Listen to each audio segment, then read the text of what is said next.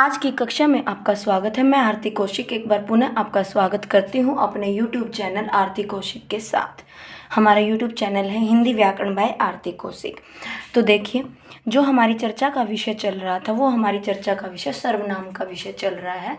सर्वनाम का विषय हमारा चर्चित है। तो सर्वनाम के 4 प्रकार हम पढ़ चुके हैं। 5वां प्रकार आज हम शुरू करने जा रहे हैं।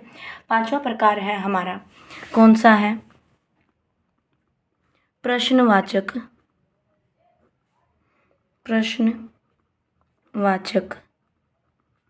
सर्वनाम। ये है हमारा 5वां प्रश्न जो प्रकार है। तो देखिए, अब इसके बारे में अगर चर्चा में लाएं तो सर्वनाम शब्द हमें पता है कौन से होते हैं। वे शब्द जो संज्ञा के स्थान पर प्रयोग किए जाते हैं वो क्या कहलाते हैं? हमारे सर्वनाम कहलाते हैं। तो बिल्कुल जाहिर सी बात है, क्या पढ़ना है हमें? प्रश्नवाचक सर्वनाम पढ़ना है। देखिए, सर्वनाम का वह रूप, क्या करेंगे? सर्वनाम का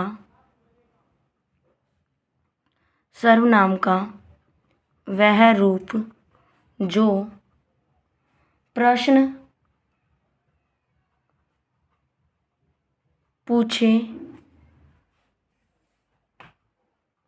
जाने का बोध कराता है।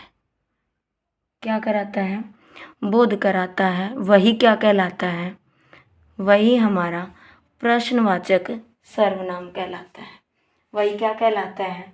सर्वनाम कहलाता है। अब देखिए, उदाहरण के साथ समझते हैं। उदाहरण कहता है, अब जैसे कोई किसी से नाम पूछ रहा, मैं बता रहा हूँ, मैंने लिखा, वाक्य के माध्यम से समझते हैं। देखिए, मेरा नाम, मैं अपना ही नाम ले लेती हूँ, मेरा नाम आरती है। इस वाक्य का प्रयोग मैं कब करूँगी? जब मुझसे कोई पूछेगा कि आपका क्या नाम है या आपका नाम क्या है। अब देखिए, बात करते हैं। अब मुझसे किसी ने यह पूछा है, तभी मैंने कहा कि मेरा नाम आरती है। बिल्कुल सही सोच रहे हैं। अब देखिए, मेरा और आपका, ये शब्द आपको क्या बता रहे हैं? संबंध बता रहे हैं। क्या बता रहे हैं? संबंध। तो जाहिर सी बात है, ये कौन से सर्वनाम में आ जाएंगे? संबंधवाचक सर्वनाम में। नाम से नाम कैंसिल हो जाता है, कट जाता है क्या हो जाएगा? आपका पूरक हो जाएगा, जो वाक्य को पूरा करने में हमारी सहायता कर रहा है। अब देखिए, आरती शब्द क्या होगा? एक संज्ञा शब्द है। संज्ञा है, किसी का नाम है, मेरा नाम है, बिल्कुल और भी नाम होंगे।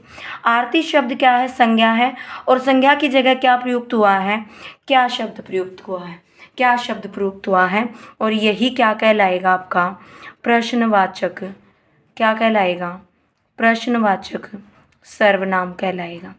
क्या कहलाएगा? प्रश्नवाचक सर्वनाम कहलाएगा। अब देखिए, यह बात तो हो गई हमारे प्रश्न की। अब देखिए, विभिन्न संदर्भ में क्या होता है, हम प्रश्न पूछते हैं। अब समाचार लेखन की पत्रकारिता में 6 ककार होते हैं। समाचार लेखन में कितने ककार होते हैं? 6 ककार होते हैं। उन 6 ककार में क्या होता है? देखिए, 6 शब्दों का प्रयोग किया जाता है। कितने का? 6 शब्दों का प्रयोग किया जाता है। 6 शब्दों का प्रयोग किया जाता है। वो 6 शब्द कौन से होते हैं? देखिए, 6 शब्द मैं आपके सामने लिख रही हूँ। कब, कौन, क्या, क्यों, कैसे और कहाँ। इन्हीं 6 शब्दों के माध्यम से जब क्या होता है, किसी न किसी, कई बार क्या आता है, देखिए, ये 6 शब्द, आप कब आए, आप कौन हो, क्या चाहिए, क्यों आए हैं, कैसे हो, कहाँ से आए हैं, जब इन शब्दों का प्रयोग किया जाता है तो ये कौन से कहलाएंगे? आपके प्रश्नवाचक सर्वनाम कहलाएंगे। प्रश्नवाचक सर्वनाम कहलाएंगे। यही क्या होगी? इसकी परिभाषा होगी कि जब किसी शब्द का प्रयोग किसके लिए किया जाए? प्रश्न पूछने के लिए किया जाता है।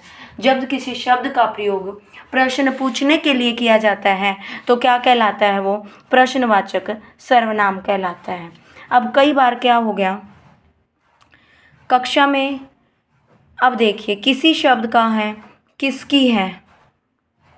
अब कक्षा में आपकी अध्यापिका आती है, अध्यापक आते हैं और आपकी मेज पर एक पुस्तक रखी हुई है या कोई पेन रखा हुआ है।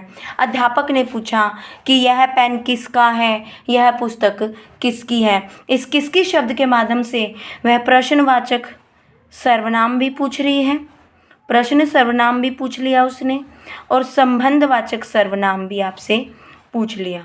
कौन सा सर्वनाम भी पूछ लिया? संबंधवाचक भी। कैसे? क्योंकि पुस्तक का संबंध किससे, जिसने भी बताया कि यह पुस्तक मेरी है या पेन मेरा है, उससे आपका संबंधवाचक भी दर्शाया गया और आपका क्या हो गया, प्रश्नवाचक सर्वनाम भी दर्शाया गया। तो यह था प्रश्नवाचक सर्वनाम। अगली कक्षा में, अगली वीडियो में हम इसका जो अंतिम प्रकार है निजवाचक सर्वनाम और पूरे तथ्य का जो एक निचोड़ निकलता है उसके बारे में पढ़ेंगे। आज के लिए इतना ही। जय हिंद, जय भारत।